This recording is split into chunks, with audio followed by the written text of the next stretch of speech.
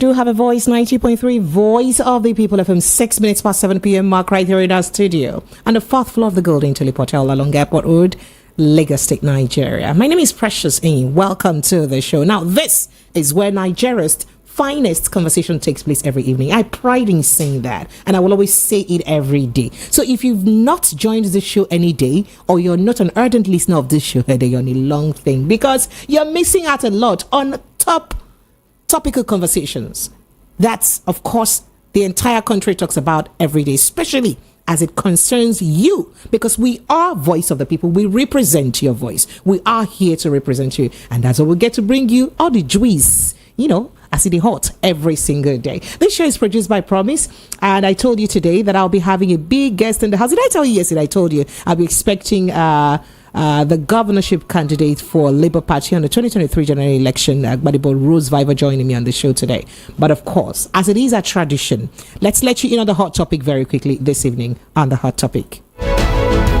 On the hot topic this evening, 2027, our current interest is about Nigeria's survival, not elections. Peter Obi, all right. And thus, of course, Obi visits Labour Party Secretariat, a bit quiet on major talks. They ask a question about major talk. He say, and then they talk. Agree answer yet. Then we go to River State, where Fubara and Wike. Fubara says, I'm ready for queries. I have my records. Fubara on probing Wike others. You recall that, after he did explain or did, institute a committee to probe Wike's administration, a lot of people are saying, oh God, now you be the accountant general. Will you not be shooting yourself in the leg? You say, I'm ready to face the consequences of my actions. And that's exactly what he's just said here. But we'll move to other issues. Rep seeks justice as Chinese expatriate murders Abia lady for rejecting love advances. Rep seeks justice as Chinese expatriate murders Abia lady for rejecting love advances. We'll also look at that conversation. Then very quickly, CBN raises interest rate to 26.25% amid rising inflation. CBN raises interest rate to 26.25% amid rising inflation. Will this interest rate in any way cushion what is happening in our jiggy economy? I do not know. But it may just be a bit more difficult for business owners to take loan, because how they won't take pay for the loan.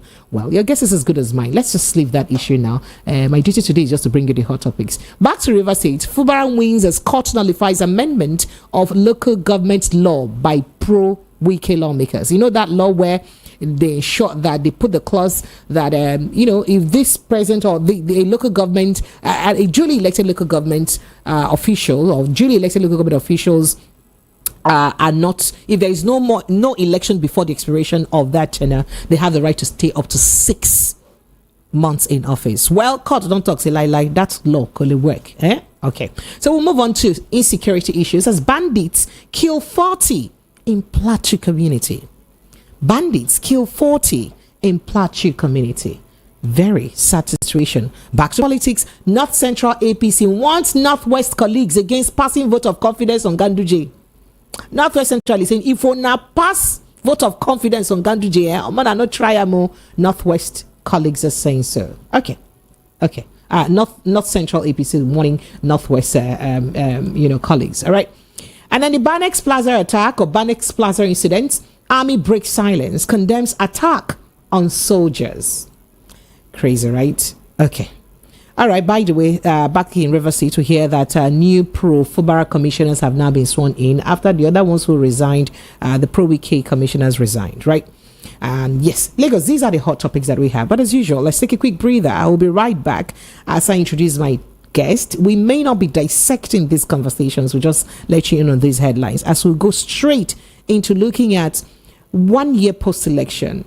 How far so far with Gbadebo Rhodes-Vivour after the break. Stay with us. We'll be right back. From the views on the street, we go to bed empty hunger. From the views on the street, we go to bed empty hunger.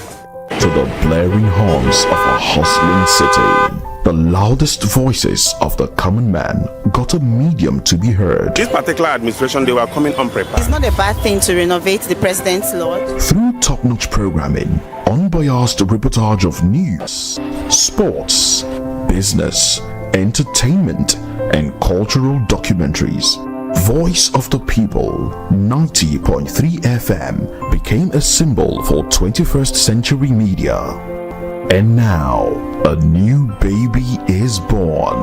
Voice of the People Television, VOP TV, youthful, full of vigor and passion for excellence in the continent's media space, exposing the wrongs, applauding the rights, dissecting the news without fear or favor, through factual and accurate stories and contents. Corruption kills three things and makes a society. Representing the interests of the people and giving them a voice. Voice of the People TV is here to stay towards building a fair society. VOP TV, Voice of the People Television, truly a voice for the people. Listen to hot critical analysis and top trending topics of the day. Join Precious, Monday to Friday, 7 to 9 p.m. on The Evening Rush.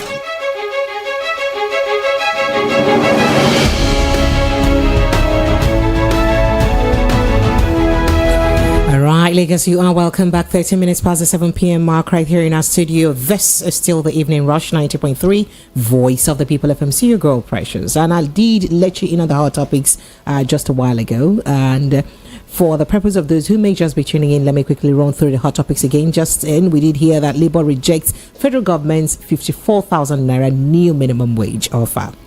Talks adjourned till Wednesday. Well, you'd recall that Labour is insisting on 615,000 naira because they said, we have looked at everything: transportation, housing,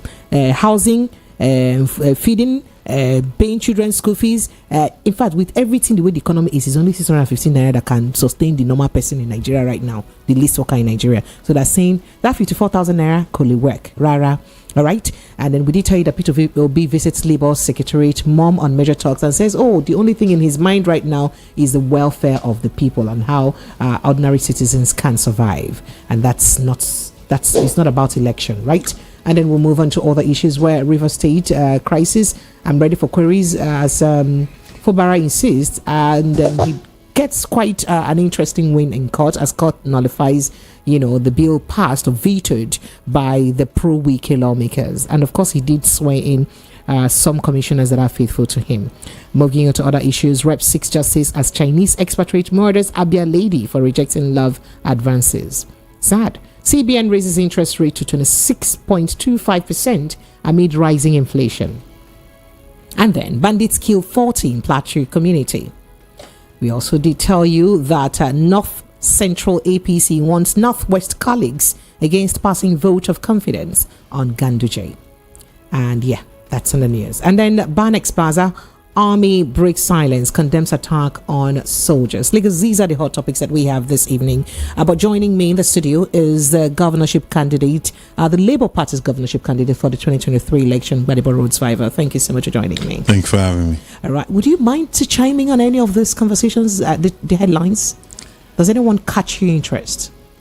I mean, I just feel very bad for businesses that, are looking to be able to thrive with this economy in Nigeria right now, because if a business is able to even do 20% in profit, at least, it potentially can be thriving.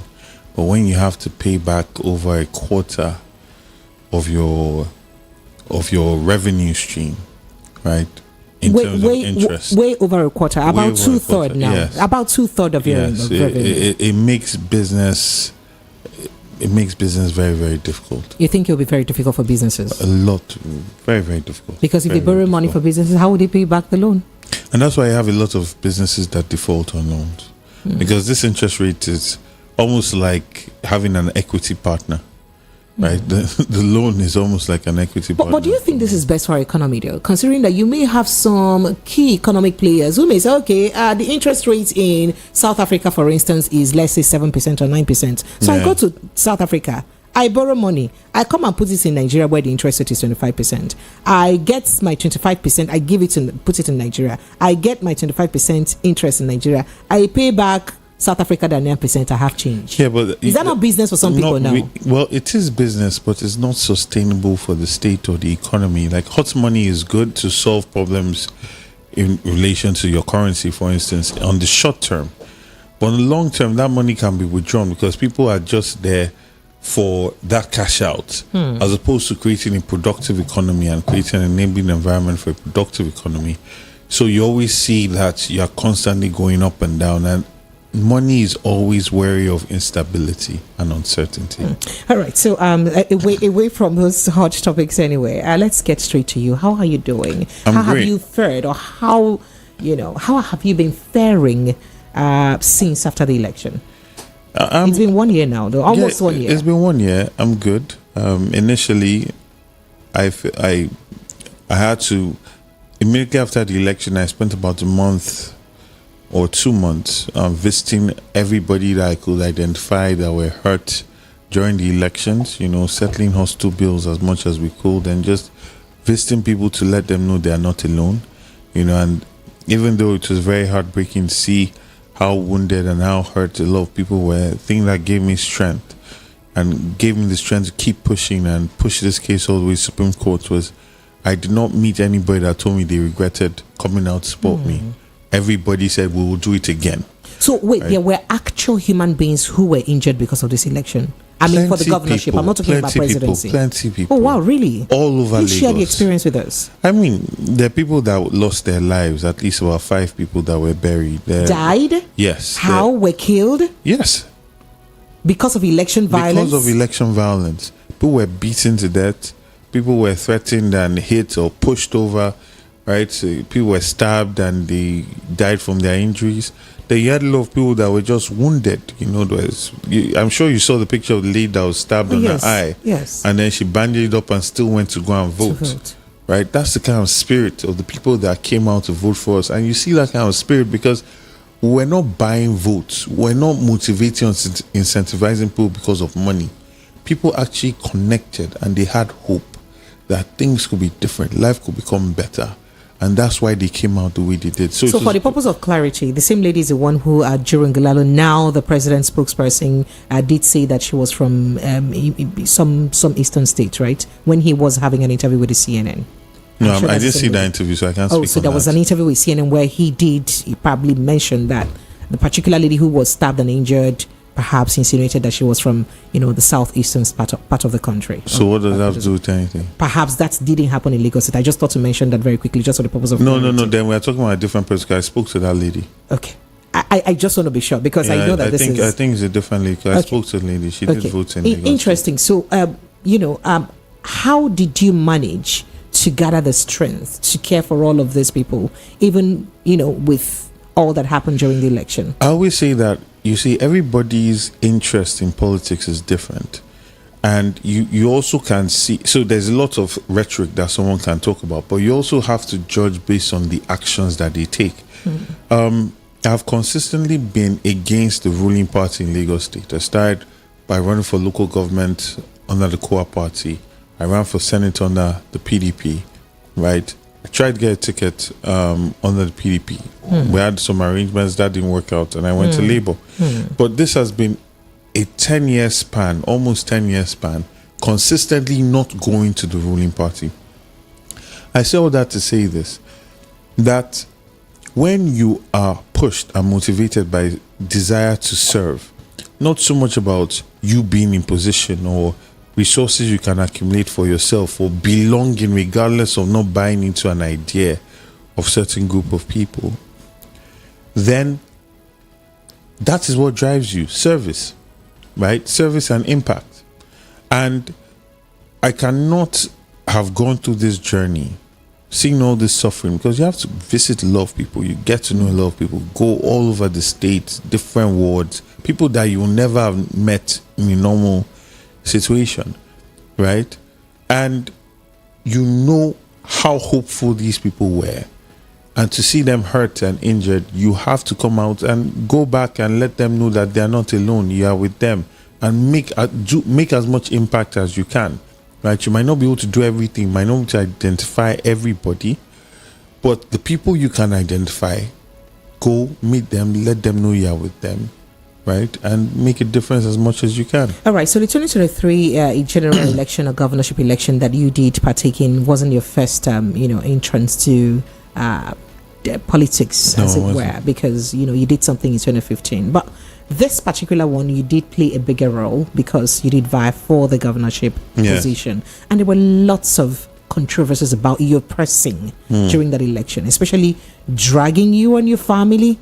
Perhaps dragging the entire governorship race into ethnic tribal lines, as it were. How did that make you feel, seeing that your mother was talked about, your wife was talked about, you were branded an Igbo man? I don't know. How did that make you feel, considering that you are a core or more equal, as it were, as they call it, because you can't trace your genealogy to Lagos State? How did that make you feel as a core Lagosian, someone whose father, great-grandfather, and grandfather is from Lagos State particularly? How did that make you feel?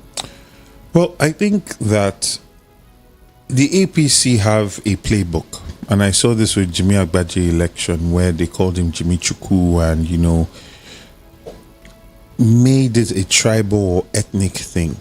And they do that, right? Because when you don't have a vision cell, you sell division, right? You have to divide people, get the people to fight themselves, so they are distracted and can continue. Oh, you think this is purely an orchestrated? Oh, yes, it's definitely orchestrated. You have every 2 or 3 years some fictional person will just come and say Lagos is a no man's land, right? And then the person is always coincidentally an Igbo man, right? So this thing always comes up. Is their ways, their propaganda. You had a governor that had been governor for over 4 years, had an opportunity to come and give stewardship report to the people of Lagos. And he has the experience. He can come out and marshal out all the great things that their party has done for the people. He dodged all the debates. He started calling for debates after we won the presidential election in Lagos State. And then he became a hairdresser overnight and an electrician and all of that. The point is, they rely heavily on tribal division, not a vision for the people, not a solution for the people. They don't even comprehend the problems that people are going through. That's why you see for so long it's just the same of the same. Are you accusing the ruling Lagos State government of lacking substance and just towing? If you have substance, you want to share it. If you have a vision, you want to share it. Like you look at His Excellency Peter Obi, right? He has a vision for Lagos. He will not stop talking to you about statistics. He will walk in here, talk to you about how the North can be more productive, talk to you about how the South can be more productive. Any opportunity he has, he's going to share that vision. But then some other people are talking about now statistics we go chop. Some other people are not even appearing in any debate, not even granting any interviews until they lose an election, right? So again, if you have a vision for a people, you have a burning desire to share it. If you don't have a vision for people and you're just trying to accumulate power for yourself, your family, your cronies, right, and to keep your system, your mafia system going, right? You think it's a mafia system? Oh, yes, it is. Why do you think so? Because any group of people that use violence to get what they want and intimidate people are towing the line of the mafia. Any group of people that resort to collecting money by shakedowns, right? It's a legal way, right? What you see now is when somebody is trying to go up the bridge and cross the bridge and they're demanding at the bottom of the bridge to collect money from that person, that money is still going to find its way down to local government. That local government is going to send money up. That's a mafia system. What's the difference between that and Chicago mafia? So are you saying that there's been some sort of illegal or legal tax collections in Lagos State? There is a lot of appropriation of everything, from land to monies to even loans. The IGR that they talk about is so huge, but Lagos is so indebted. And you look around Lagos and you're saying, where is all this money going to? Where is this IGR going to? Where is this money going to? Right? And then it's no surprise, because you see the government is paying 3 billion for consultants to design bus routes for them. The government is spending 2 billion on fans. They come and tell you it's a typo of 4 zeros. The government is spending money cleaning swimming pools, buying 475 million naira Jeeps, So you can see where your IGR is going to. It's not surprising. Once you look at the documents will speak. I am going to get back to asking you questions about what your thoughts are in Lagos State for the administration of Lagos State in the past 5 years, or perhaps 30 years. But let's quickly run through the happenings around the election. By your response to my initial question about ethnic and tribal lines, I'd like to also understand that how you feel as how they call Lagos State a no man's land, and I'm sure I did ask you this question. Nobody, and let me correct that notion. Okay, nobody calls Lagos a no man's land. The first time that this term was really pushed out there was when Bolaji Johnson was trying to ensure that Lagos State was established, because the people of Lagos have their history, an extremely rich history. We have families that have been here for a very long time. You have the Bashwa family.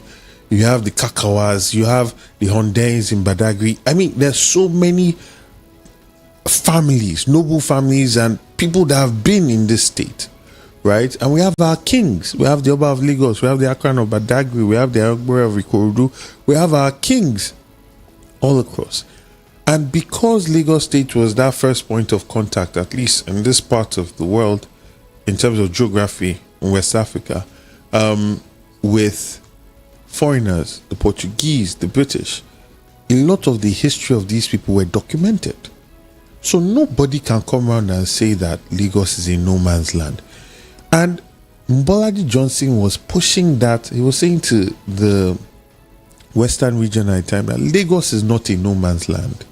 We have our kings, we have our people, we have our own rich history, we have our own culture, right? From the Zangbe in Badagry, their own dances, to all of us, every group, they have their own culture, very rich culture, right? So you think that narrative is just used wrongly to perhaps... No, it's propaganda. Oh, wow. It's deceit. It's to create a distraction so that people don't ask the real questions. All the right, real questions about like what has been happening with our Commonwealth. Why is it being looted? So every 4 years, they create this distraction. People get in a frenzy and don't ask the real questions. That guess what? Those questions affect their lives for the next 4 years, because your neighbor was an Igbo man that you were doing things with. After elections, you have to continue being neighbors. All right. But the issue is the stealing of your Commonwealth is still ongoing. All right. So, very quickly, speaking about those that are affected, after the presidential election, there was more like an awakening within the political class in Lagos State. And the speaker did say something about reclaiming back their land. And also, we did hear more of those ethnic issues cropping up, especially with you and all that. Then we did also hear a lot of Yoruba. In fact, as a matter of fact, lots of Yoruba indigents claim, ownership of Lagos land, that no other people, no other ethnicity can claim ownership of Lagos land, but the entire Yoruba clan, as it were. Do you feel some sort of way as a core Lagos indigene that you may not be able to go to Ogun State or Ekiti State or Osun State to contest an election? After all, you're also a Yoruba man, because if an Osun State or Ogun State man and Ekiti State man can come and contest an election in Lagos State because it's our land and win the election and rule the state, do you feel some sort of way if you cannot go to Ekiti State and those other states to contest election and win? People will push, since we're all Yorubas. People will push and try and get away with what they can, and that's why I have to be grateful for people like Bolaji Johnson that fought to ensure that we had our own state. We are not a conquered territory. We are not a vassal state. Is it looking that like it's being? No, it's looking like that's the narrative that's being pushed. Oh, wow. That like the people of Lagos, the indigenous of Lagos, have no consequence. So it's Lagos State belongs to the Commonwealth of the entire Western region or something Absolutely. like that, which is it's nonsensical. You think right? so? Yes, it is, because guess what? The founding people, right, that created the essence of what this Lagos is, that has led to its prosperity.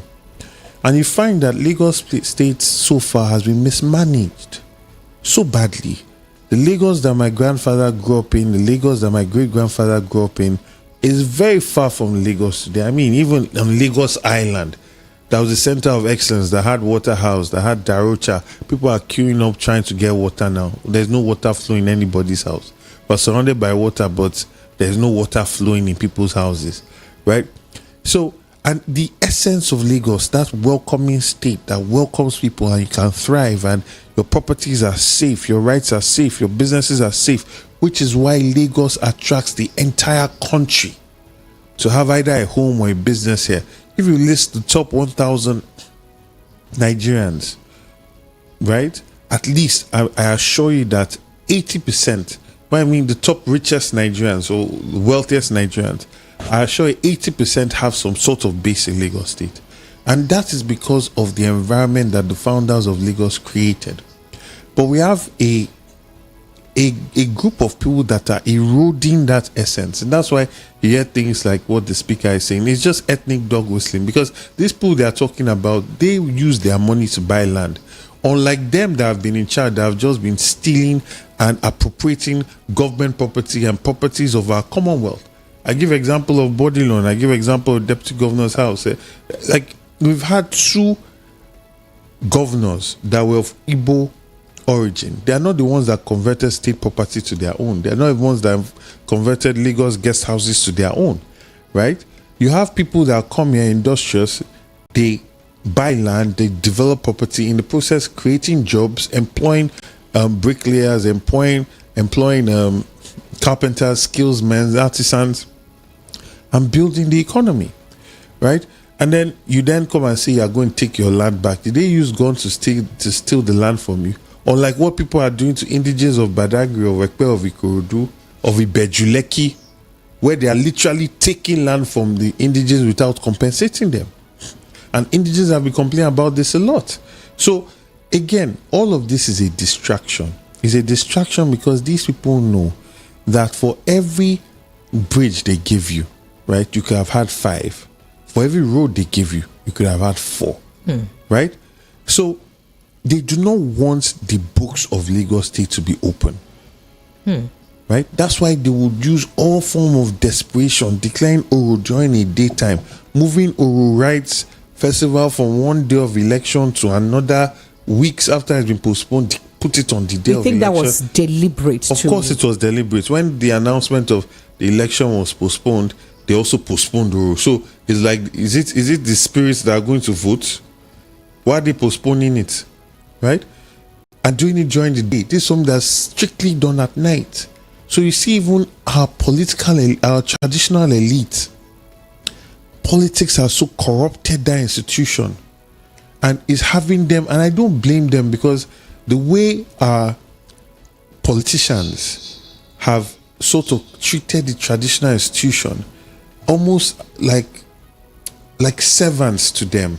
So they are the bosses, right? When really, just because the British conquered the traditional institution and put themselves above them, we have gotten independence. We should be able to rethink that relationship, have them more on board, include them more in governance, right? And have a situation where the people, through their proclamations, they emerge as the Oba or the leader in a particular group, so that there's integrity.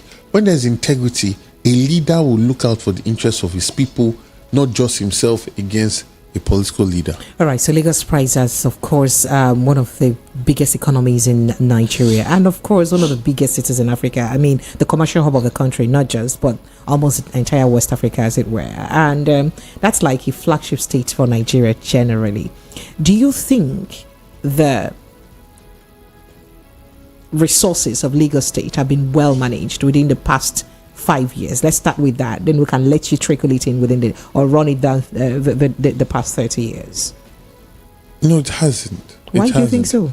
I mean, you think it's been mismanaged? It's been mismanaged. It's been stolen. You stolen? Yes. When you see how opaque the accounting of this government is, so when you even get data, and then you look at it, whether it's by World Bank standards for a kilometer of road or a kilometer of rail, right? You see that we're getting a deal of almost ×4 of what is standard price or standard practice. So as Lagosians, we've been definitely shortchanged. Look at the quality of our education system. I mean, there was a series that was going on Twitter, and you just see the deplorable state of our schools all across the state. Right? You look at our healthcare system, and then look at what Alhaji Lateef Jakonde was able to achieve in 4.5 years. right? And you see a man that was dedicated to service. You didn't see him accumulating several houses on body lawn, accumulating multiple cars with huge convoys all across the state. You saw a man that gave himself to service, and that's why he had such huge impact in 4.5 years, right? So I feel it's been extreme. We've wasted a lot of time, in the sense that the Human Capacity Development Index for Lagos State is extremely low. You see how many of our youth are just wasting their lives on the road, on the street, because also this government has elevated Agberoism and Togri and has celebrated it, right? So many young men are finding themselves on the road, on the streets. You also look at the situation where affordable housing there is no access to affordable housing. So you have people not seeing their family until the weekends. You have children that are growing up without their parents being there, because the journey to get to and from work and how expensive it is creating that tear in our social fabric. And then also you look at a situation where you don't have a leadership that's accountable to the people. They're just there to accumulate for themselves and their family and their cronies, right? And Are you accusing the administrators or the present administration in Lagos State of siphoning the wealth of Lagos State? I'm simply saying that a construction company will tell you that lay a blue line costs over $100 and something million. Okay. And then Lagos State will come and tell you that it costs about 1 point something billion, and use idea of consultancy, talk about the landscape of Lagos, marshes and everything, and then you look at Ethiopia and the rail service that we're able to develop for a quarter or a third of the price as well, with more train stations even. So the fact of the matter is, even Falomo Bridge, not Falomo Bridge, that link bridge, the ramp, actually, yes, not even a bridge, it's a ramp that connects Uzumba to Falomo. Okay, yeah. Cost is like times 4, times 5 the standard cost per kilometer. So you think projects are unnecessarily inflated? Highly inflated, Oh, wow. over bloated, and that's why the state is being dragged back. Lagos State should be run like an efficient machine, right? We should have our waterways running like an efficient machine. But what you see them doing is they talk about a project, they invest a little in it just so they make the headlines. And when you talk, you say, we are doing something. They've been doing it for years. It's not efficient. So don't you think the population of Lagos has made it a bit too difficult to, get that level of, infrastructure and development that you desire, considering the influx of population of people Lagos has into always State? been attracting people. When the military did Third Mainland Bridge, I don't even want to imagine how long it would have taken APC to do Third Mainland Bridge. And all the stories would have had to hear how much it cost. Right? So there's always been people. But as leaders and for people that have been so fortunate to have held on to the helm of affairs for over 2 decades, they should have been planning for the future. Right? In everything that they're doing. Their zoning, they will respect it. There should be rule of law. You cannot just turn a blind eye when your friends are filling our wetlands. Then all of a sudden, you now decide you want to allow for more flow of water, and then you just go on a demolition spree, even though you are complicit in any building that you call illegal, because the shared documentation that has to be given to get plan approval and permission, and the shared oversight that the government actually does, makes them directly and indirectly complicit in anything that they want to call an illegality, right? So I feel that you have a situation where a government has been extremely irresponsible, and it's not so much even about irresponsibility. Their focus is ensuring that there's a lot of wealth generated for them personally. All right, but there's been the clamor and, of course, that statement that the present president is the face of the new Lagos State. As a matter of fact, he made Lagos what it is. You are a Lagos indigenous. I'd like to take pick your mind on that. That's complete nonsense. Why do you say so? Because when Bola Ahmed Tinubu came to Lagos as a young man, Lagos had already been. We had our hospitals, we had our schools, right? Our grandfathers, our great-grandfathers went to school. They got quality health and got quality health care, right? moved around on very good roads. So, in fact, I'll tell you that by as far back as 1910, people were complaining when there was a whole riot because there was a water rate hike. That implies that people had access to water in their houses and were being built. Today in Lagos Island, people are queuing for water. Water is not flowing in anybody's taps. All of these people that came to Lagos met a place where you open the tap and water is flowing. We had water corporation was thriving. Today, water corporation does not even have water in their own compound. Right? So when people talk about, it's like NEPA using generator. Pretty like much. Electrically Yes, or a generator being stolen from a police station. Right? So that is absurd. But you see, the reason why people might think that is because a lot of these people don't have these stories passed down to them because they are first generation or second generation in Lagos, right? There's no root really. And that's why they push this concept or this idea that almost as though Lagos is conquered territory. So anybody can just do anything, right? But that is what is also making Lagos lose its essence. Because these people don't have these stories, this knowledge that's supposed to come down so they appreciate what Lagos used to be. Because if you know what Lagos used to be, you will never say something like that. Okay.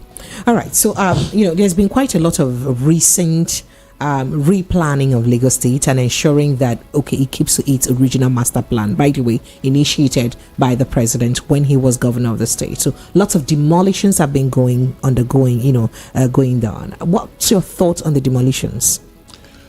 Like I said, I feel that the state government is complicit in anything that they want to term as an illegality. You must submit several documents to get planning approval. Even if the government wants to say that you somehow forged or created a fake, some kind of document, or you fly your coordinates, as some people want to say, the government is also supposed to go to that site and supervise. Even if they do that, even at foundation level, by the time they come to the site, if there's anything that is not done properly, they have the right to stop work on that site, right? So, and then if the government is doing things effectively, whatever demolition is going to happen at a very early stage that will ensure that losses are minimal. So they do this oversight responsibility, they do the planning permission responsibility, but somehow entire estates, according to them, are illegal. I mean, last week they said that 80% of buildings in Ekpe don't have planning permission. In Lekki, really? Well, they said Lekki, that's what they said. Oh, wow. They said they don't have planning permission. And How these are possible is entire that, estates. How possible is that? So this is what I'm saying. How did those buildings get erected from start to finish without permits? I mean, it's not just any. Is there some building. sort of complicity or so? It is complicity. It is. Yes, that's simply it. They are complicit in it, but they do not want to take that responsibility. There's no civil servant that's being brought to the law. It's only the innocent person that has bought a property, usually from a developer that has made his money a long time ago and went somewhere else, that's faced with paying this price. Oh. The government is not holding itself accountable. There's no civil servant that's being brought to book on all of this. It's just the resident that's being punished. So are you saying that people are punished for the ineptitude of government officials in Lagos State? Yes, that's what I'm saying. I'm saying that the government, in their lack of competence, is calling something that they are complicit in creating an illegality. So what better way would they have handled that issue if you were to advise? First of all, our plan, our drainage plan, our so-called plan that we've not fully seen in terms of zoning and all of that, should be made public. You should not have to go to Lagos. Yes, the so-called master plan. We should not have to go to Lagos to go to Alausa to see it. There must be a directorate of lands that can easily be accessible online, where you can look at your land, look at your coordinates, and the government will tell you from that website right there, these are the contraventions on this land. This land is not for sale. There is a building, there's a bridge that's supposed to come here. This place is supposed to canal. These are the routes, everything. So you by yourself can see these things. Because when everything is shrouded in who you know, you have to go to allow out, a lot of deception can potentially happen. A lot of these people have titles. A lot of these people have documents. So if the government is saying it's illegal, is there somebody else that's giving these documents? Right? So there must be a level of transparency. Now, as governor, if I realize that, our states, my civil servants, our government is complicit in this, I will be sure to handle the entire process with a lot more empathy. Ensure that there is minimal damage that's done. We can reroute waterways. Water does not have enemy. Water flows. You just have to channel it how you want it to go. Instead of demolishing properties. Okay. Right? You can also have pumps in certain places, right? So let's say your canal is supposed to be, let's say, 10 meters wide, right? And, now we have a situation where we can save some buildings and prevent some people from being homeless, and we need to reduce it in this point to 7 meters wide. Can we have a pump that will make it go faster at that point? Right? Creative ideas, creative solutions. And then also, in the event that buildings have to be demolished, you have a transition team that comprises of a psychologist, because people don't underestimate the trauma that it is to lose your building. And Nigeria is not a place where you get a mortgage. Nigeria is not a place where you can even pay instrumentally. You have to gather all that money and buy your house cash down. And a lot of people, in Nigeria, we have this thing where we must own our house. You own your house. There's a safety it gives you. A lot of people will bring all their money together and buy that house. So now they're starting from zero. So first, a psychologist that will be able to walk them through it. A healthcare professional, because people collapse. Several people collapse when these things happen, to make sure that they're okay, they're taken care of. A moving team. So you don't have to be going through this trauma and also packing and moving your things yourself. People that will come there, professional, and help you pack. A moving van.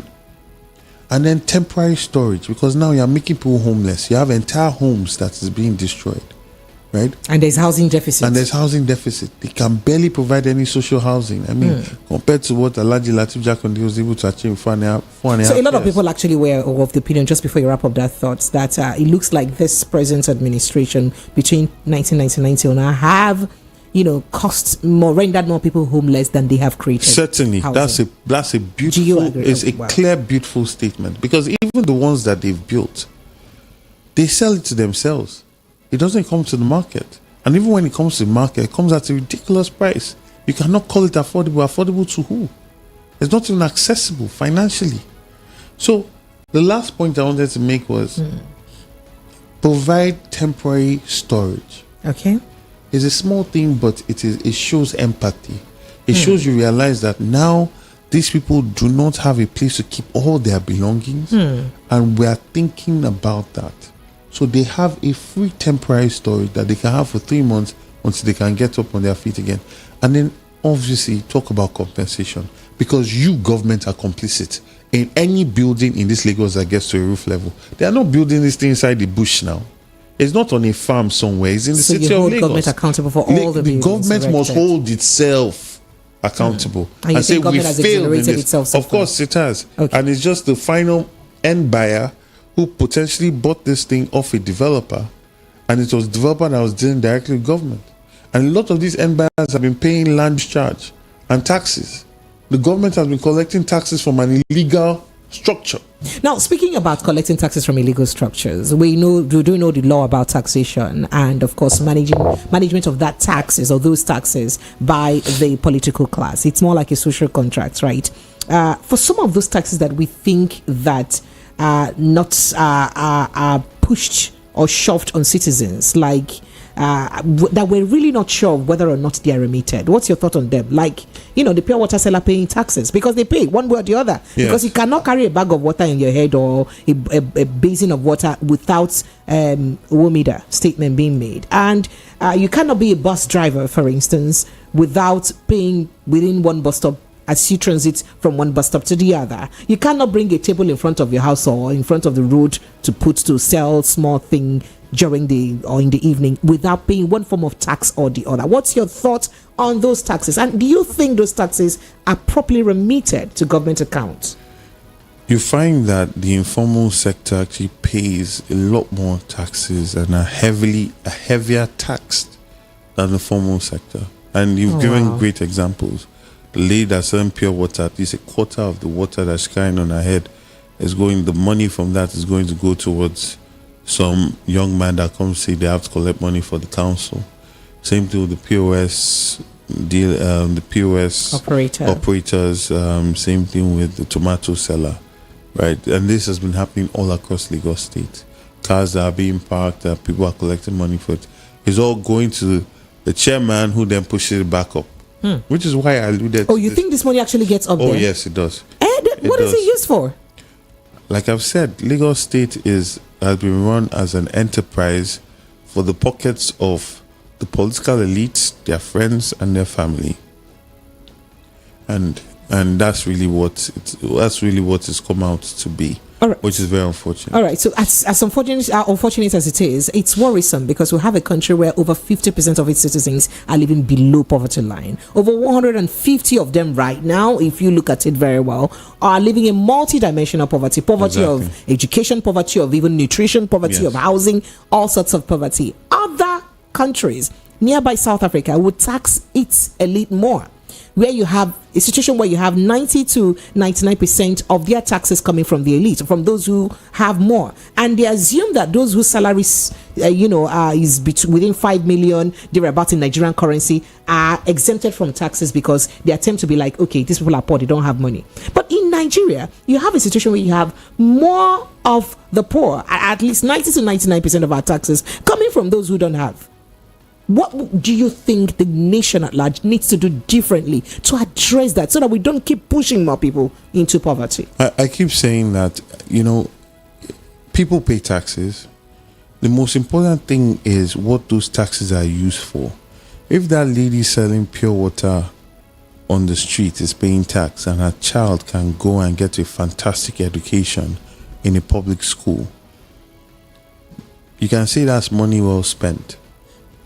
The issue now is even the person that's suffering, that's barely earning 50,000 a month, 6,000 a month, that person is struggling to try and ensure that their children go to a private school because they don't have faith in the public school system, right? That is the failure of governance, right? Because taxes are supposed to be able to create this welfare net, this structure that allows for even the poorest or the lowest class, however you want to look at it in society, to also have a bare minimum, like a quality minimum of life, and set them up to be who they can be, which is education, which is also quality of healthcare service that they have access to. And that's why now in Lagos, in Nigeria, you have to pay a fortune to get your children to have, the best education, or pay a fortune for your children to be able to access quality healthcare. And this is where tax is supposed to come in. Human capacity development and creating services that can allow for the quality of life for the many as opposed to the few. But that's not the situation. So you're paying all these taxes, you're paying all your bodies to your lodgers and baba lodgers, all the back-end women are paying multiple taxations on multiple fronts, and they're barely getting any public service. So I guess that is very problematic. In the Nordic countries, you're paying taxes up to 40-something%, but your children have access. You have access to quality Denmark is healthcare. Example, almost 60% in Denmark, but at least you have all the amenities. You have all of these amenities, right? And also, when you have those kind of amenities, you also have a society that is more productive, that is working. The ills in society are reduced from whether it's drugs, whether it's children being on drugs, whether it is crime, whether it's criminality, whether it's a feeling of safety. You have a better society. All right. Does Labour Party have any representative in the Lagos State House of Assembly? Yes, we do. How many are they? One lady. We had two, but then one lost in court. So now we have just one. How is she faring? She's doing her best. Okay. All right. So going back to the election, you did mention, how the election went and how you had to attend to people who were injured, helped bury those who died, and all that. Does that deter you in any way from politics? It It doesn't, because everybody that I met told me they will do it again. Everybody that I met told me that I have to come out again. Everybody I met believed that I won the election, but it was rigged. So will you do it again? I will do it again. Okay. But I think the most important thing for me now is community engagement, holding this government to account, and ensuring that as much as we can, however little we can, ensuring that our Commonwealth is spent properly for the benefit of Lagosians, and Lagosians get the best deal. And also, reaching out. I saw a lot of problems along the campaign trail, a lot of low-hanging fruits that we're working to solve. We have our healthcare insurance that we're taking all across the state so that people can have access to diagnostic medicine and treatment, especially in such a tough economy. Right? We're also distributing palliatives as well to the best of our capacity all across the state, and just engaging communities, letting them know that I'm still here, right? I'm with them. And it's not just, you don't have to be in office to make a difference. All right. Many will wonder why you think you'll still do this again, considering that you didn't mention things like intimidation, voter oppression and suppression. I think, how are you going to mitigate all of this in the future? I think that we went into that election. Yes, we know that the APC sort of has a sort of playbook of intimidation and violence. You think this is about the APC particularly? Yes. Oh, wow. But usually it's been limited to particular local governments with particular personalities. But this time, I guess, they're extremely distressed and they're extremely fearful. So they went across the entire state, brought in people from outside Lagos even. So we've seen the extent of their desperation. You're certain that this is what happened? Yes, I know this is what happened. Oh, wow. And it's not just me. I mean, the American government has come out to report that talks about this. The European Union has come out to report that talks about it. We've documented, interviewed people, they've given their accounts, we've put this online, right? So, and several news agencies have done their own investigations and put this out there. There's nobody that will tell you that an election happened in Lagos State, right? It was just voter intimidation, aggression, violence against people. So, we've seen the extent of their desperation, right? And our focus now is to build ourselves up from the community. A lot of people that are tired of this nonsense. Leaders should not have to force their way on people through violence. This is not a war. It's either we're getting power through the barrel of a gun or through ballot box. And if we're going through the ballot box, we must be sure that we're civilized people going through the ballot box. You cannot create this in between where you're using violence to win at the ballot box. And people are tired. That's the thing, and I'm truly hoping that this government recognizes that, because you can only push a people so far. And that's the mistake a lot of people that are arrogant and drunk of power do. They think that they will always be able to push and bully people, but there's a point where people are going to push the bully back. So it's my hope that they will have wisdom and ensure that we can have a peaceful election. Do you see that happening? Well, I mean, it's the reason why Russia will not fight America is because they can potentially destroy each other, right? So relatively, there's peace. Peace is the only factor that can weigh there, right? Because what I'm saying is, I'm not a fool. I've seen what these people did to my people. And these are people from every ethnic tribe. I have friends, Dio, that was stabbed because they thought he looked Igbo. I have people, and that's what they use. They are using tribe, but is it really tribe? Okay, what if somebody wanted to vote for PDP or wanted to vote for Funsho Dati? These people want to create a one-party state.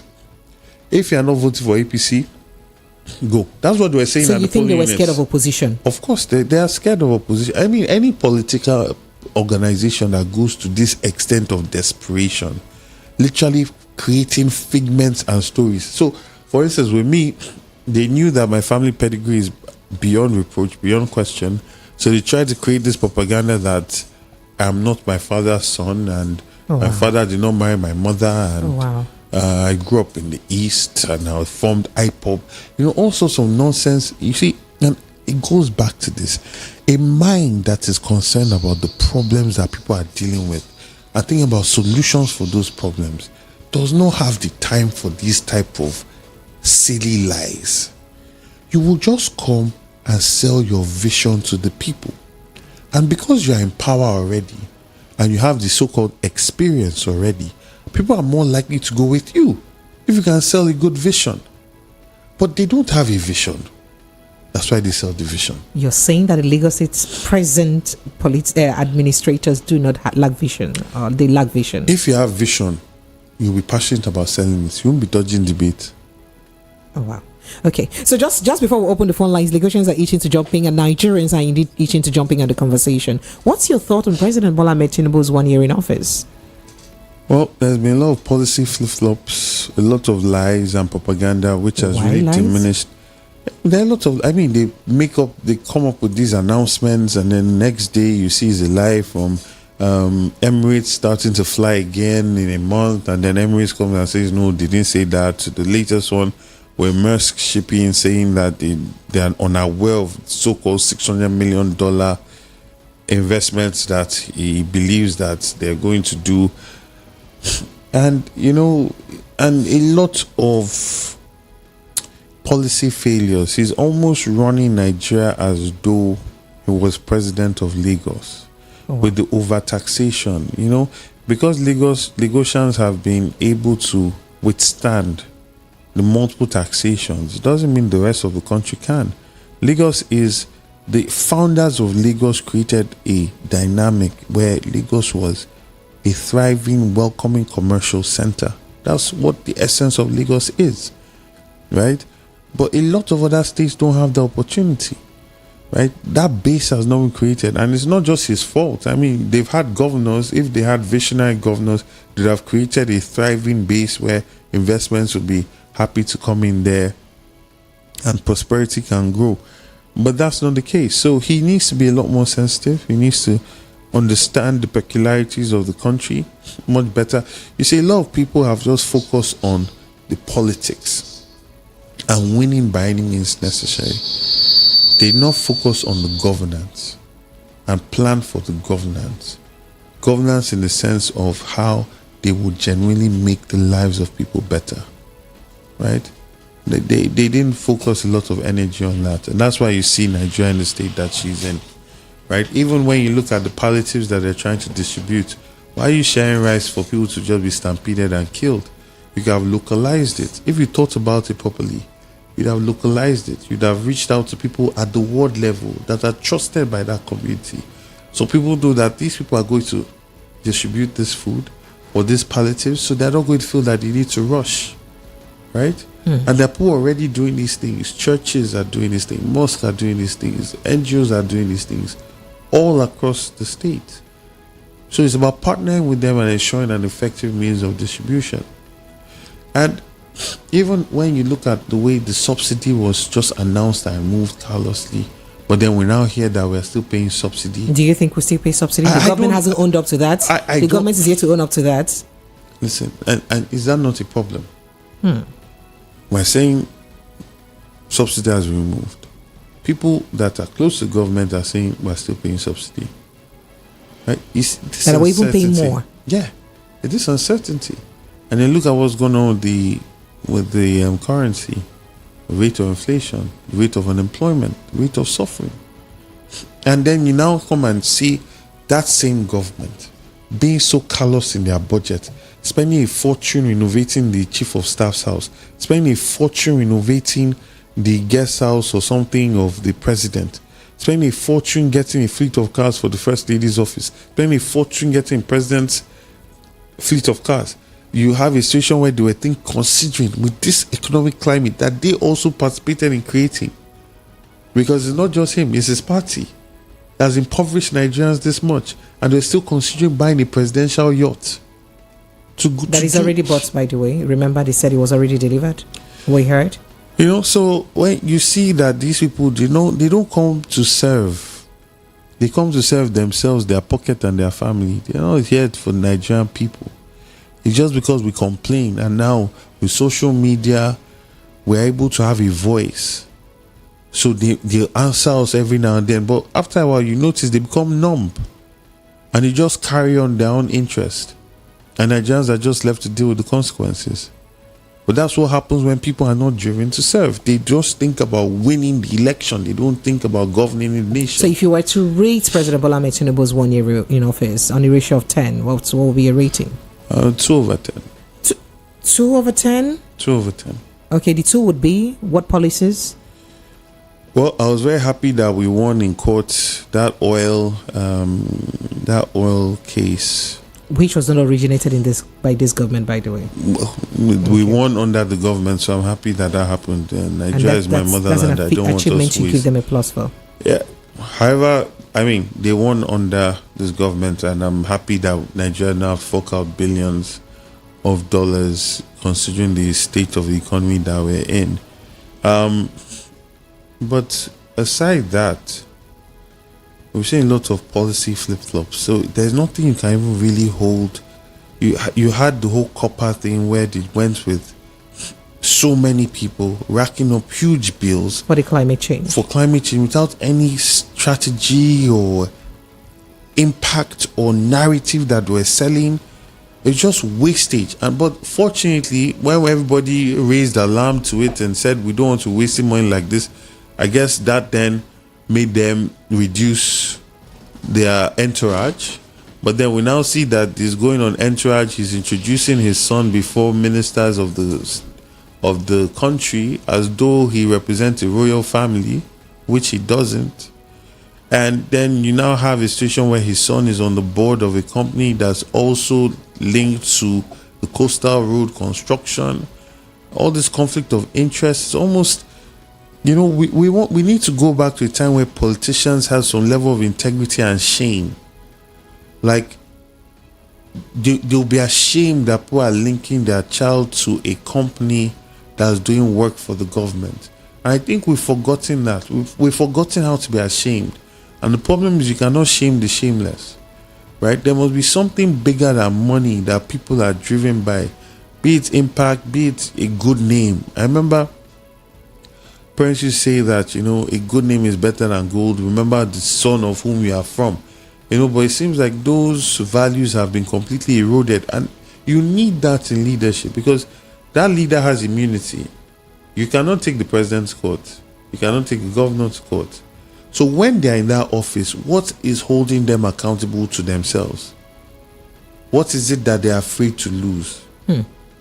Right? So we need, and that's why you should have the best of us ruling us. All right. So when I did ask you why you did vote this administration 2%, 20%, that is on the ratio of 10, you did 2. You just mentioned the P&ID bill. I'm thinking of other things. If so I think if you find waiting, you go use give them the remaining marks. Do you have any suggestion? I'm just asking. If you have a suggestion, I mean, okay. How about the Sanwo-Olu's administration? I might give that one 3.5, 4 over 10. Oh, wow. Yeah. 4. You have to give some kudos for the red line.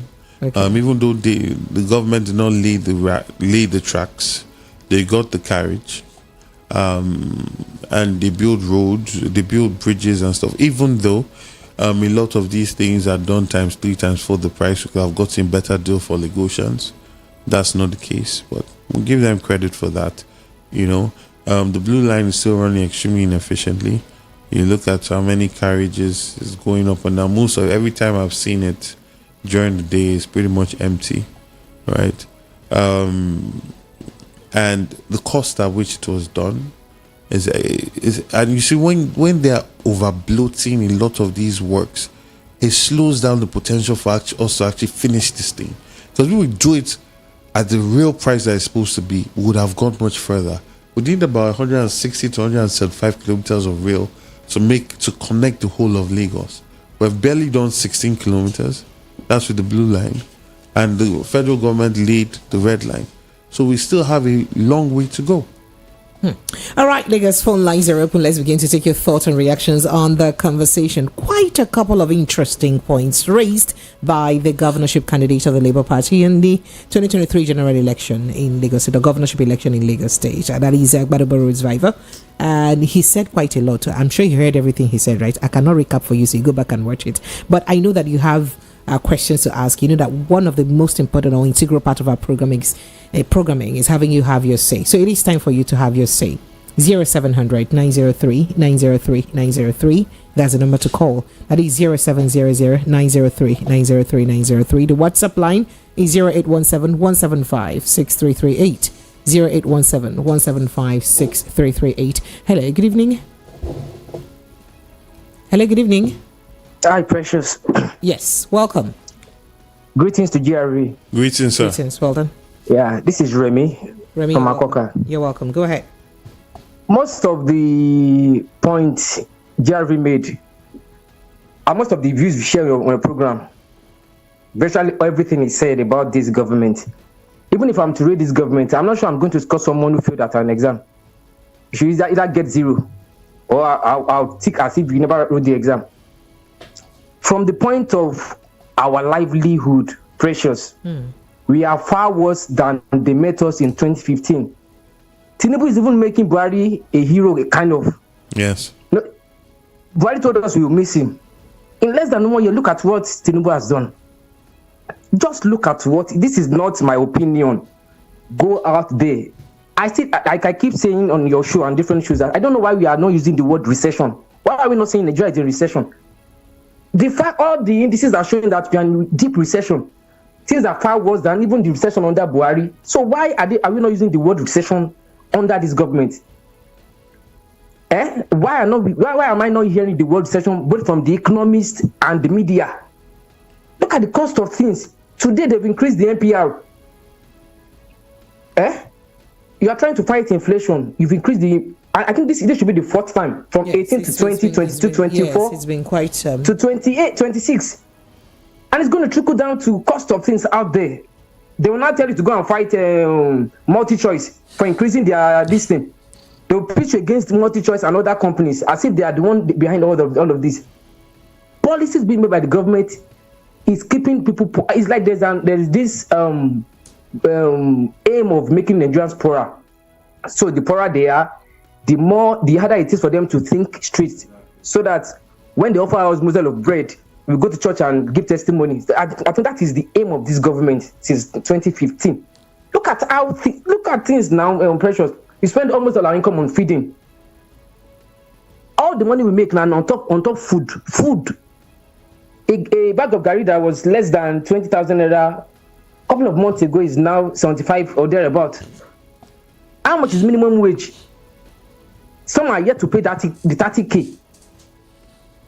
So please, rating this government, we can't. And okay, let me even mention this student loan. At first, they told us it was going to be next year, but I know they are so desperate. They want to include it to the achievement of Tinubu in a year in office. But you can see it is not well thought out. It was just a fire brigade approach. 1.2 million students we partaker of this. 50 billion naira being budgeted. Okay, let's say 100,000 naira for each student. That is about 120 billion if it is to go for 1.2 million students truly. It's not matching up. The math is not adding up. And some schools are already paying 300,000 plus, the likes of UI. Thank you so much. So how much is being... See, thank you. We have to let you go. You've spoken for over 3 minutes. But you can't govern with propaganda. Thank you so much. I appreciate you. Hello, good evening to you. Good evening. All right, so on the front page of the Guardian newspaper this morning, I saw a very alarming statistics. I'll let you in on the statistics, but let me quickly take this call. Hello, good evening. Hello, good evening. Good evening, are you there? Oh dear, I can't hear you. I don't know why I can't hear you. Are you there? Good evening, can you hear me? Okay, so I'm wondering why I really can't hear you. But just go ahead though. I hear you very clear. All right, so go ahead, please. What's your name, sir? Where are you calling from? My name is Michael. I'm calling from Ago. You're welcome. Go ahead, Michael. Yeah, it's a pleasure talking to Jarvi. Thank you. Good evening, sir. When a man talk, when a man with empathy talk, we have that. Don't just let them silence you. Thank you, sir. We have this hope. We have this trust. We have this. We spent everything voting for you, talking to people about you. You clearly won Lagos State governorship election. Immediately the presidency was done and they came up and the threat was so open. They came to our houses threatening us. But look at how You see, God has a way He does His thing. That people, even those that threaten us now, they are bearing the blunt of the whole thing. Well, please, sir, do us a favor. Talk to us the more. Yes. The more you talk, the more encouraged we are. Okay, sir. See, this wickedness will not continue. All right, I appreciate you. Thank you so much, sir. I'd like to quickly note that individual opinions of statements are strictly their opinion, and in any way does it not it doesn't represent that of the station in any way. Just a slight disclaimer there. Hello, good evening. Good evening. Hello, Precious. Sir? Good evening. Good evening. Welcome. This is Dayo from Fagba. Dayo, thank God you called me. Welcome. Oya, go straight. Mr. Rhodes-Vivour, good evening, sir. Good evening, sir. I appreciate your desire, your zeal to be governor of Lagos State. We appreciate all that you did in the elections. May God reward you for that. Amen. Actually, it has been very, very, very sad the way they have been, the way the election went, and now Lagosians are suffering for it because. Oh dear. All right, I lost you. Hello, good evening. Good evening, Madam Precious. Yes, you're welcome. Yeah, it's Nemeka from Lagos. Nemeka, you're welcome. Go ahead. Yeah. Honorable. Yes, sir. Good evening. Do you know one thing? I want to ask you, my brother. Yes, sir. Yeah. And you are representing the voiceless of the people, the voiceless ones. I want to ask you a question tonight, please. Who hold you people accountable for credible opposition? You understand me? Because listening to the grassroots in Nigeria, especially Lagos, where I love, and I have a lot of friends here perishing for the sake of bad system they find themselves. Can we hold you people accountable for credible opposition, please? For the sake of innocent ones in the street. Yes. All right. So he's asking if he can hold you accountable for a credible opposition. We are asking you people this because you are principal. I know you are principal for me fast. I know you are principal for me fast. We are born in the same street at Onitsha. All right. Thank you so much. I appreciate you. One that means you are principal. Thank you. One that means you are principal is my senior. And you standing there talking, I hear you talking like one that people be. Can we hold you people accountable for the sake of innocent Nigeria that is very dying every day? Yes.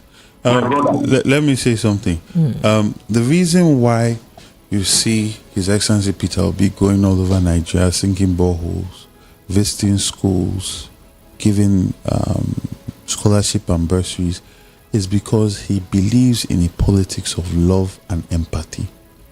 And that is the same thing I believe in. And that's why it was very easy for Lagos, that electricity to come into Lagos as well. Because people keyed in to servant leadership. The concept of thinking through problems. Like when you hear him speak, when you hear me speak in a debate, you know that I've spent time thinking through problems and I'm addressing solutions. I'm issue-based, I'm issue-driven. And for us, we have a vision to sell. So we must reach out and talk to people and engage people, right? So the only way we can get into office is with the people. So we are accountable to them. They can hold us accountable for credible opposition. We're doing this. We're doing that right now. I'm sure you always hear something about. You always hear a press release or something from His Excellency Peter Obi on national matters, and you find that you constantly hear things about Lagos State. All right. Okay, I have someone on hold. Hello, good evening to you. Are you there?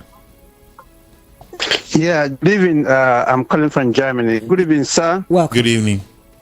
Yeah.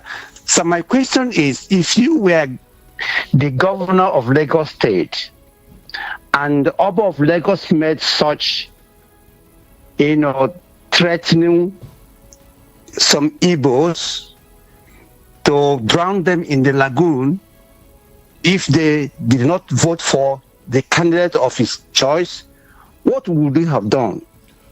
Thank you, sir.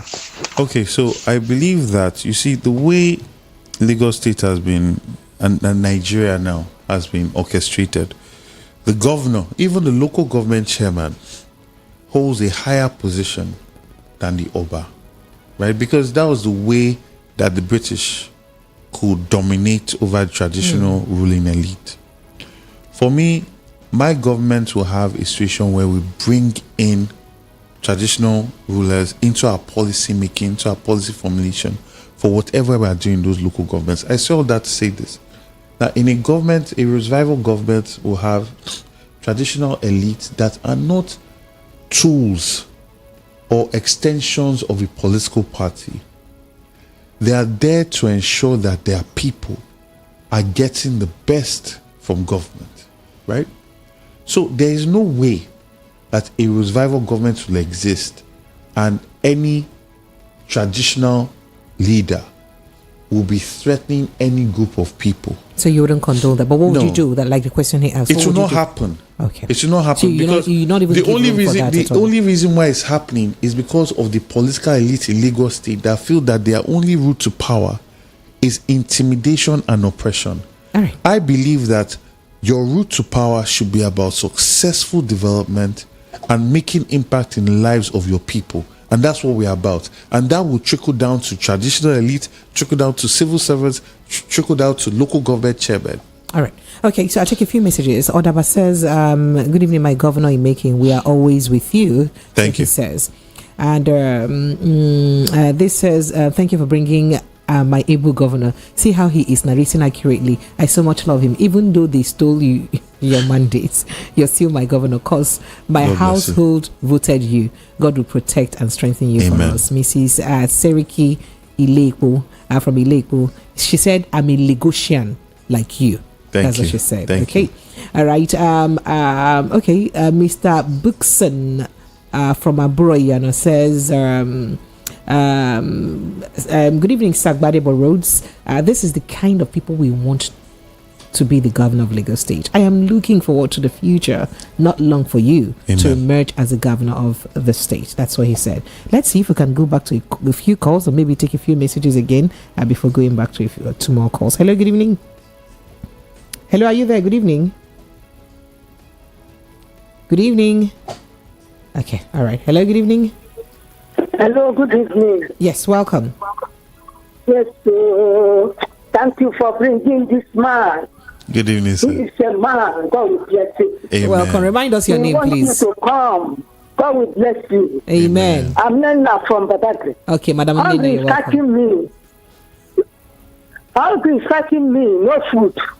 I went yesterday to buy 1 cup of milk cup of rice. They said 300 naira. With 4 children. Hell, we are dying, my sister. Now we are dying. Honorable, God will bless you. God will keep you. Amen. In Jesus' name. Amen. Yes. Thank you. We are waiting for you. Bye-bye. Thank you. Thank you, Madam Nina. I appreciate you. Thank you so much. All right. My message box is full. So it's like a tsunami here with the messages. I don't even know where to start from. And then the WhatsApp calls are jamming. So there are loads of calls coming from the WhatsApp. I'm trying to see how I can attend to them. Let's see. Because the calls are, just hitting their heads together. All right. Hello, good evening. Hello. Hello, are you there? Good evening. Yes, I can hear you. Good evening, Precious. Welcome. What's your name? My name is Potako. Oh, yeah, you're welcome. Go ahead. I'm greeting your guests there. Honorable, good evening, sir. Good evening, sir. I've been listening to your talks and all the good things you have in my mind for us. But I have just few. And the first one, let me go this. What are the indigenous peoples like you? What are the indigenous of Lagos doing about this demolition of houses because people are losing property, people are losing their jobs. And what are the measures in place for the new ones, as in people who want to get new, maybe plots of land or maybe apartment? What are the measures put in place so that they will not fall into all this victim of destruction? And secondly, talked about the way the election, the process which the election, where they run, we know about the whole stuff. What are they really doing to improve this thing? Because the lives that lost during the election, these are people, parents, uncle, some are people who take care of or guidance or which. But currently now, what are the measures? On what ground has that our mind will be strong to come out again and cast our vote without being killed, without being abused in any way? Because I saw the ones in Iba. It was very, very tough. Then thirdly, there is a plot very close to the Lasso Asics. That army barrack opposite the Lasso University. If you go across the Asics, see a signboard, they're about selling the front of that place.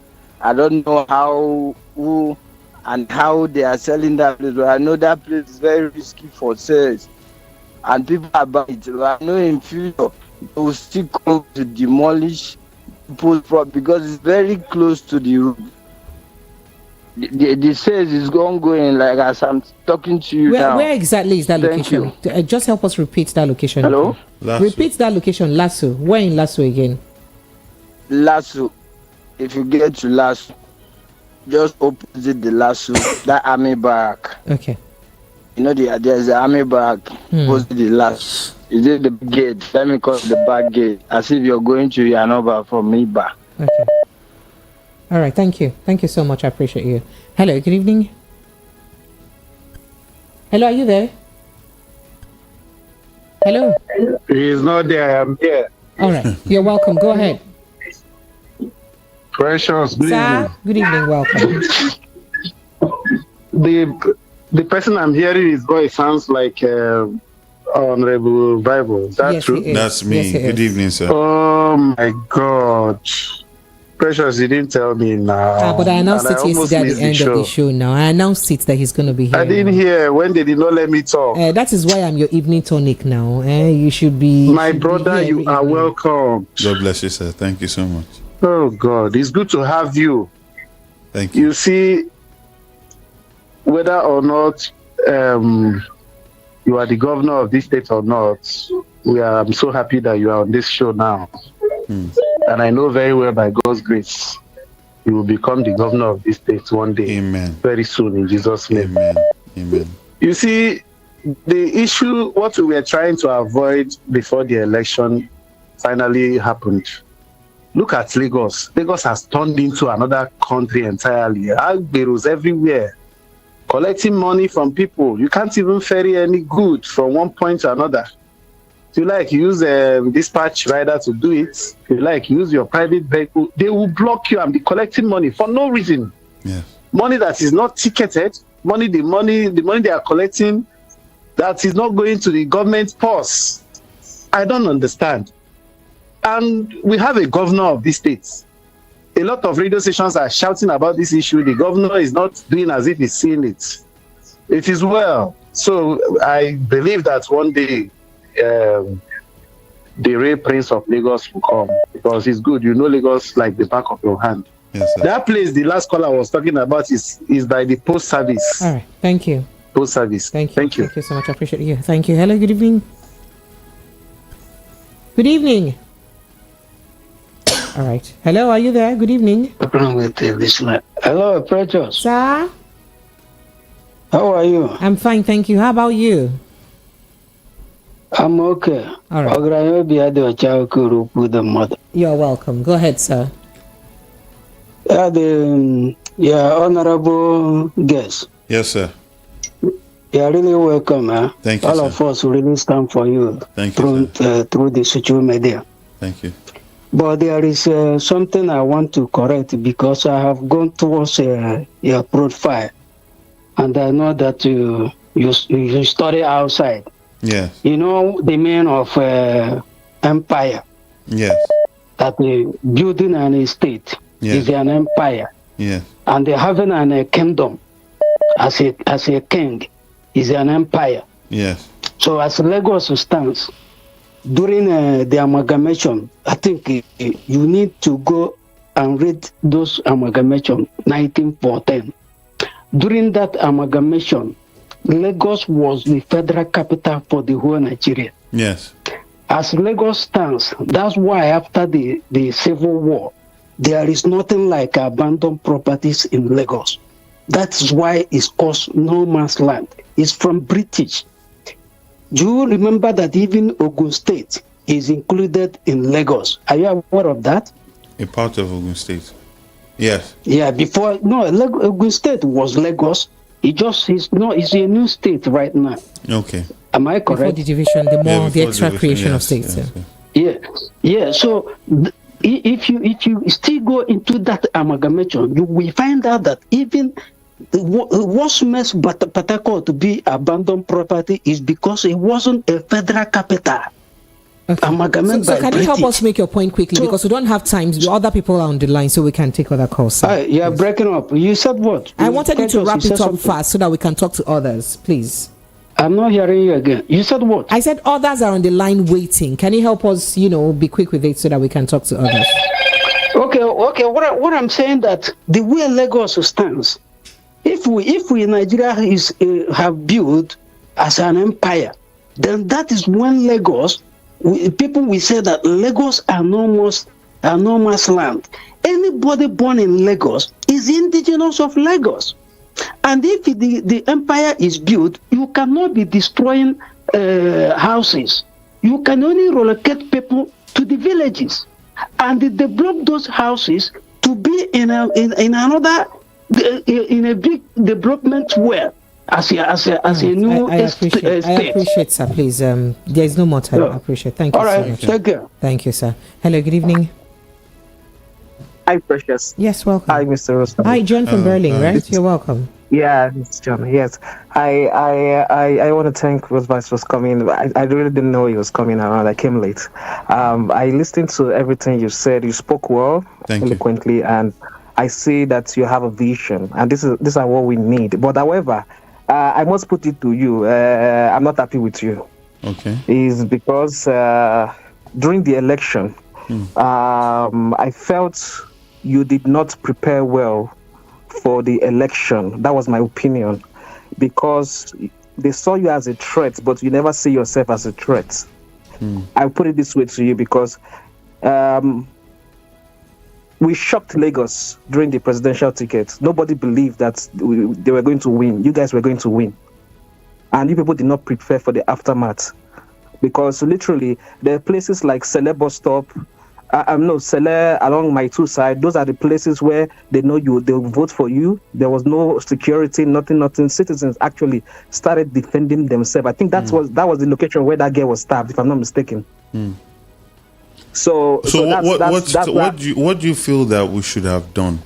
I want you to tell me. I felt personally that you should have prepared yourself. You should have prepared your citizens. The citizens, that they should be aware that look, these are going to happen. Because we saw the threat coming in, but we did not take it seriously. I'm not inciting violence, but I'm just saying preparation is better than taking by surprise. Okay. That's what I'm trying to say. So you mean he did not stay guarded? Like someone who was prepared for it. Yeah, like Precious. Nobody believed LP was the threat. Nobody believed. Okay. It was when Sowolu started calling for what's it called, debates. After all sort of, he's there now. He will tell you nobody saw LP as a threat. However, I want to ask two questions, please permit me. What is now the future? Or what's now the preparation for you because I know you have an ambition, to move forward and to context again. I don't know your mind, but what's not the future? And number two, I don't know what is going on. Are you still going to be in LP? Because now because of what I saw with P2B and Atiku, he might leave and everything. It's a little bit confusing. Can you set the record straight, letting us know and making things clearer for us? Thank you very much. Thank you so much. I appreciate you. I'm sure he would react to all of that and other conversations very quickly. But let me quickly run through some more WhatsApp messages, because there are loads of them to attend to, so I don't disenfranchise others. Okay. When this is not election, the government of Lagos needs to change hands to a different party so we can see how much the affairs of the state from Tinubu down to Somolu has been ruined. Investigations, probed, and heavy scrutinization needs to be done. And I can only imagine how damning the report would be. The internet, the media would shut down that day. GRV, if you had won the election, what would you have done with the Agberos, the road bandits of Lagos, and their menace? Please don't tell me you would rehabilitate and integrate them to the society during the election. FFK made a very insensitive comment, like he's known for, though I didn't bother going to Twitter, but a mischievous journalist brought the topic as his show asking everyone if GRV is a terrorist. I have the recording of the show and I can send it to you. I was so angry listening to that show. I would love if he would sue, or if you would sue that journalist, but I doubt if he would want to do that. That's what he's saying. I don't know if you are privy of that particular information. Okay. So would you like to react to that quickly, since it's more... There's a lot that I have to say. I'm storing all my answers. Oh, your head. Okay. And I'm listening. So Olawale from Ijanike says, I see a young, intelligent and man trying to help and take back our state for us. But I nearly never see a way out because of this violence. How can we do it? Because our vote is not counting. We are intimidated. And then he says, hello, Precious. I have already rated Asiwaju Bola Ahmed Tinubu's government 2/10 before your guest rated his own 2/10. And Taiwo from Ojo says, this is the man. He knows governance. Did you see the way he was able to digest Lagos and national politics? He was able to trash the issue of Lekki areas that the state government will demolish. He has what it takes. Politics without bitterness, the tribalization, Lagos citizen, God will bless him. Lagos governor is waiting for you. Amen. Okay, Leo sent in that. And then he says, good evening, Precious. Let me tell you, the illegal taxes and levies that traders in Lagos State are paying monthly. Number one, Iyalojas. 2, Babalojas. There's a Babaloja thing. So apart from Iyaloja, there's a Babaloja. Yes. Oh, wow. Whoa. 3, market levies. 4, security. 5, lock up shops. 6, cancel. Leo from Lagos. APC will never win an election without he said a lot of things. I'm sure you know the kind of things he said. I may not want to put that out there. Somebody sent me a picture of 500 naira tomato, just 6 tiny seed. That is what tomato is now. Hey, God. Okay. And Phil from Okota says, good evening, Precious and Gbadebo Rhodes-Vivour. I am particularly happy listening to one of the most brilliant guests of ours so far. What I want to tell him is that he shouldn't be discouraged by the antics of those in power. And he says, tell him that we are not resting in our hours, that come 2027 we will lend him more support we did in 2023. Thank you. We are solidly behind you, sir. He responded. And then this here says, good evening. Thank you for bringing your guest. Kindly ask your guest, what effort has he made to ensure that what happened during the governorship and State House of Assembly elections don't happen again or don't repeat itself again? And then he said what? And then, what they did about stopping Igbos from voting for their preferred candidate. Not just Igbos. What would you do to ensure? And AY from Mushi says, please help me ask His Excellency in making, who is his godfather? Be like all of us need godfather to survive. Because we all know the godfather of the current governor of Lagos State. Second, help me ask him, can he speak his local language? At least Lagos is a Yoruba land. AY from Mushi. That's one of the things that was held against you in the last election, right? That was used against you, right? I wish that people could speak language and food prices would come down. Oh, wow. Okay, Ifeanyi from Okoko Michael says, please, my question to your guest is, how is Labour doing to protect, or what are they doing to protect the voters? Because last election we were nearly killed by their boys. he mentioned. Auntie P, this is your sister that has jackpot. Sarah, you jackpot and left me. How do we deal with this demolishing going on? I saw Good Beach and I showed my little girl and she cried. We vacationed there the last time I was in Lagos and it's unfortunate it's gone now.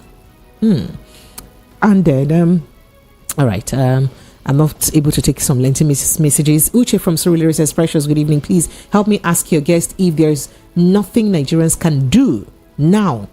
We are dying of hunger. I'm sure you hear this every day, right? Yeah. Okay, please ask your guest if... Yes. I also solve in my own capacity sometimes. We all do. Yes. We are the social safety net. So please ask your guest if he was the governor, how would he have handled the legislative, knowing that they are majority APC? That would have been a problem for you if you were governor. And wow, quite a lengthy message. Precious, please ask, first of all, the person warned me. If you start this show late today, okay.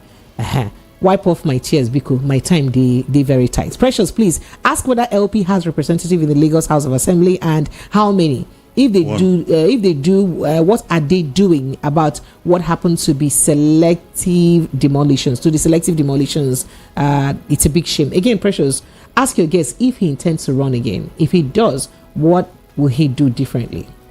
And please, can you ask your guest again why it appears to be impossible to challenge INEC successfully? Are you now voting against INEC? All right. This says, hi, Precious. Hope you're good today. I want to thank you for bringing this gentleman today. This kind of people we need to be in the helm of affairs in our country, Nigeria. My brother, keep your head up. God bless you. Thank you. I sent in that message. Opposite Lasso Gate in front of the post office, Port Harcourt boy from Iba. Yeah, the person who sent in that message, who called about that place. And Williams Isha from Isheri says, your conversation this evening really made my day and revived my hope that things will be better with people like you coming with vision on board. Do please continue to help us, and through it, our wounds will be healed. Thank you, Precious, for bringing him to us. Thank you. Okay. And then Barawa Sahid says, your guest has spoken so profoundly, but I'm surprised to hear that he intends to go to the next Cuba elections without adequate and concrete measures to tackle the rigging machineries of the incumbent and their use of thugs on election day. I pray he doesn't labor in vain. Instead, he should start facing them head on, both at Lagos and federal elections. As for Tinubu's score in 1 year, I'll give him 0/10. You guys, be nice a little bit now. You guys, you're not generous with marks, so you're a wicked lecturer. Okay. I see him sometimes because he lives in my area before. Okay. Precious, please tell him I don't like his calmness and that of Peter Obi. That's too calm. All right, because the people say the kingdom of God suffered violence, and the violence take it by force. Him and Peter Obi are not that's what I don't like. That's what you don't like about them. Casey from heaven sent it up. So I never knew you lived in heaven, though. Casey from heaven. He's sending a message from heaven. From heaven. Yes. Lady Precious and People's future governor. Please focus more attention on the independence of INEC, judiciary policy, and the military in future elections. God bless you, sir. If I say let me now go to YouTube, the messages I'll face there, my head will blow off. Okay, Benjamin from Papa says, I would want to ask your guest if he becomes the governor of Lagos State come 2027, is he going to scrap Agbero in Lagos State? Agbero in Lagos State? That's a question you're asked. But let me go to YouTube because my YouTube is also on fire. Let me start from the bottom. Ken Ezike says, all the best, JRV, stay encouraged. Ozo Obinwa says, Madam, let's please let people talk. Thank you. Ngozi, I see you. Oluwaseyi Akinde says, JRV is the man for the job. We Lagosians are going to support him all the way. Abraham says the master plan is not very thick and is not every Dick and Harry.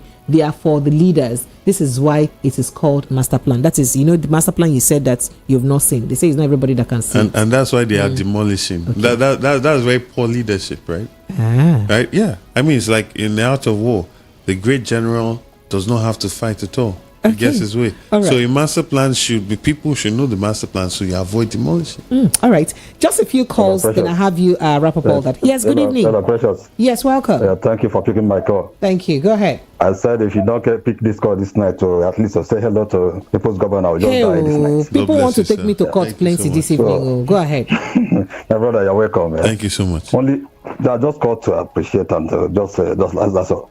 Just to tell you the spirit, just keep it. Thank you. Keep the spirit. Okay, we are with you. Thank you. I'm seeing people are talking of governorship. I'm seeing beyond. Okay. God bless you, sir. Yeah, just keep the spirit. Thank you, sir. I'm just the kind of person I've just imagined. I said after the election, upon what happened, you still went around and visiting people that had injury, and they were, just said the kind of your type of winning in Nigeria. Yes. Just keep the spirit. Thank we you, are with sir. you, okay? Thank you, sir. We'll go beyond this. We'll go beyond a governorship. Amen. Okay. Amen. Okay. Take care, my brother. Thank you. Have a blessed night. Thank you. All right. Okay, so for more reactions on YouTube, Blessing says, hello, nice to see you, GRV. You get plenty fans here. Anangosika says, wow, GRV, good evening. I said, I'm happy to see you. Jonathan Olatunde says, GRV in the building. Obawale Johnson says, our Lagos. GRV cares. GRV Fort Lagos. And Ola Adewale says, that is Baba Shokwe and indeed mafiaristic. Perhaps reacting to that, your first statement. Yes. And Anthony Ugu says, my governor in waiting, please, you guys have to be more strategic for the next elections. Yes. Arm your people so they can protect themselves in voting centers. I didn't say this that. Africa, no one is coming to save you. Yeah. Okay, in fact, my messages are so much, and I don't know how much I can take again. But let you respond to the ones who've attended to so far. I think. Let me quickly read someone's message here that has been in the waiting room. Some people sent me messages since before they'll come and crucify me. This says, okay, good evening, GRV. You are on point, bro. I bet you when Mr. Tinubu becomes when he becomes unavailable to hold the states to himself anymore, Tinubu, say. Some governments, some of the government atrocities in this administration will be exposed. It's just a matter of few years from now. Nobody lives forever and nobody rules forever. It's unfortunate that they don't know that. The money being generated in Lagos State, if not that it gets looted by these people, Lagos State would have turned to something else right now. Would have been Little Dubai. That's what he said. All right, so let's have you react to that. Wow. I lost track. So many. 10th question. We can start with the thoughts on the demolitions going on and building of properties. One did ask that question. I think I've talked about that. No, but this is about the confidence people now have in buying properties in Lagos State. Oh yes. For honestly, I'm putting aside the political hat. I really don't think that now is the time to buy property. You wouldn't advise people to buy now? I will not buy property now because the issue is that a government that's complicit, right, in an illegality is not holding itself accountable, it's not listening to the people, and is demolishing in ways that it almost seems as though they're also cherry picking. So let them go through this process and let us actually see, because we're experiencing this on two fronts. One, you have all the coastal road demolitions that are happening and affecting a lot of indigenous communities across Lagos State. Then you have these demolitions that are happening in the state. Some they're saying is about waterways, fine, okay, right? Movement of water. Some others they're demolishing because they're saying they don't have titles, but they don't have planning permission. But the government is supposed to be part of that process, and indeed is part of any building process in Lagos State. And they are barely providing any accessible, affordable housing. So it's very strange what is driving them to do this level of demolition. So that's one. The gentleman that spoke about 1914. Yes. And if you are born in Lagos, you're an indigen of Lagos. I will beg to differ in that regard.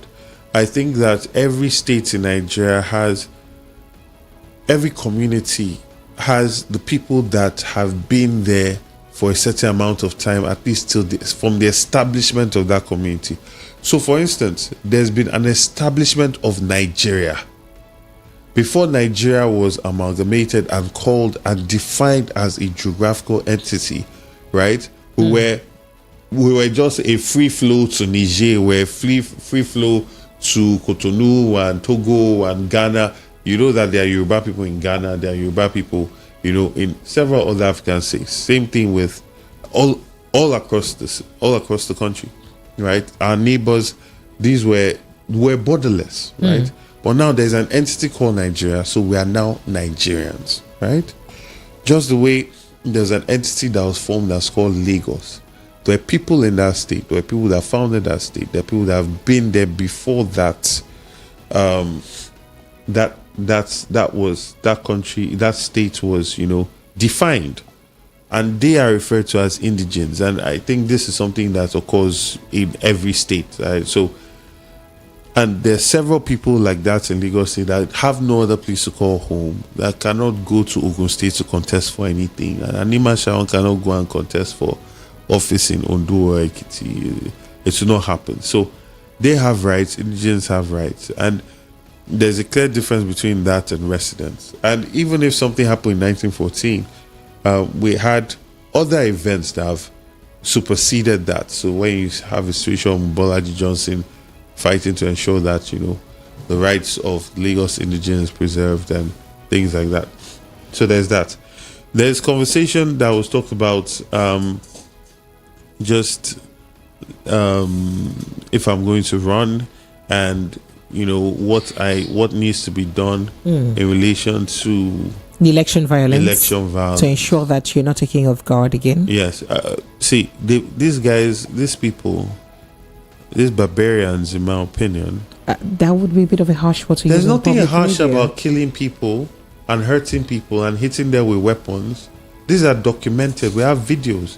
It's not allegedly, right? Like I said, the American government, the European Union has come out and stated that significant violence marred the elections that happened in Lagos State. It's a barbaric act, right? It's just English. I cannot think of a better word to use for the way they carry themselves. So they've showed us who they are.